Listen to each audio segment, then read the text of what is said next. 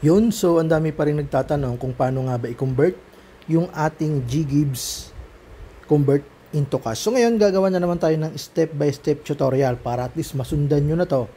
Then, magkaroon kayo ng idea kung paano nga ba ma-convert yung ating mga GGibs into cash na hindi na dumadaan sa mga trader. Na yung mga trader naman, mostly halos lahat, 99% ay mga scammer. So, check natin. Click natin itong borrow. Yan. Yan yung borrow na yan. Click natin yan. So, kapag click natin yan, dito po yung GGibs yan. So, yung GGibs na yan, kukonvert natin yan into cash. So, yung gagawin lang natin, so, click nyo lang itong view all. Yan. Kapag click nyo po yung view all, makikita po natin dyan, or hahanapin po natin dyan, etong, so, wait lang, hanapin natin dito. Hanapin po natin dyan itong pera outlet. Yan. Punta ka sa manage, then makikita mo dyan yung pera outlet. Kapag nakita po natin yung pera outlet na yan, kiklik lang po natin yan. So, kapag click po natin yan, yung pera outlet na yan, ito yung lalabas. So, meron tayo ditong pondo na 95 pesos. Yung gagawin po natin dyan, ikiklik lang po natin yung dagdag pondo. Ha? Click nyo lang po yung dagdag pondo. Kapag click nyo po natin yung dagdag pondo, ito po yung lalabas. Mamimili ka dyan kung magkano yung i-convert mo into cash. Pwedeng 100, 200, 300, 400, 500, 1,000, 1,500, 2K, 3K, 5K, 10K, and 20K. Take note ha, dito po sa i-click natin, nakadepende po dito kung magkano yung offer sa'yo ni GCash. So tayo, click tayo ng 5K kasi para at least magkaroon lang kayo ng idea. So, click natin yung 5K. Kapag na-click po natin yung 5K, click natin yung next. Yan. So, kapag click natin yung next, may automatic dyan, may magte-text sa inyo. Yan. So, maliban dito, may magte-text dyan sa inyo. So, dito naman, andito na yung, yan, katulad yan, pumasok na sa atin yung dagdag pondo. Ibig sabihin, qualified na tayo dyan. So, dito naman, meron tayong 5,000 GGibs. Yan ha, GGibs. So, 5,000, kiklik lang po natin yan. Then, makikita natin dyan yung installment, kung anong plan yung i-avail natin. So, click natin yung 5,000, then, click natin itong installment option. Kasi mamimili ka dyan kung ilang buwan mo siyang babayaran. So, meron siya ditong flexible.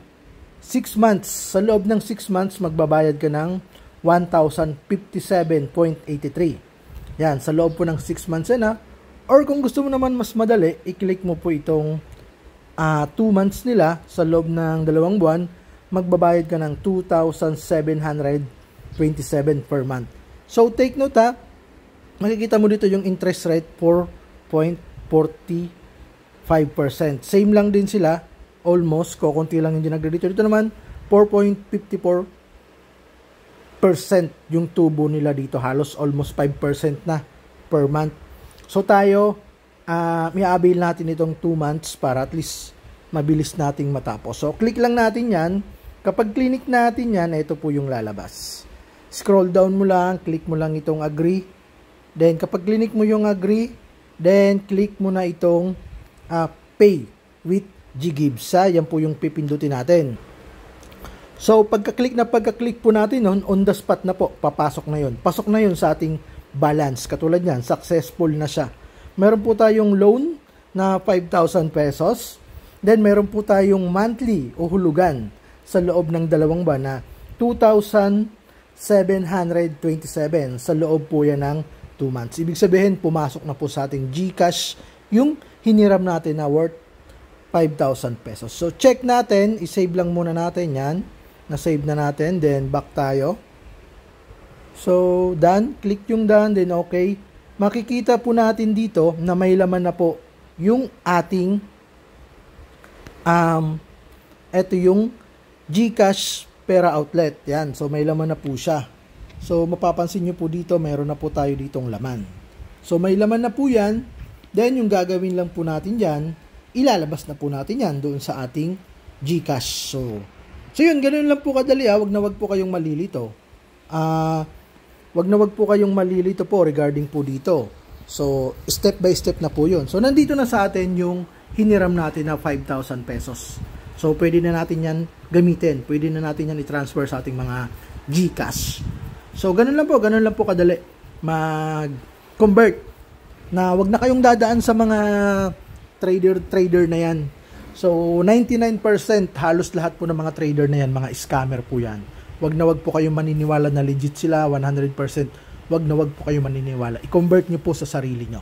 So, yun lang po. Marami pong salamat. Sana po nakatulong itong video na to.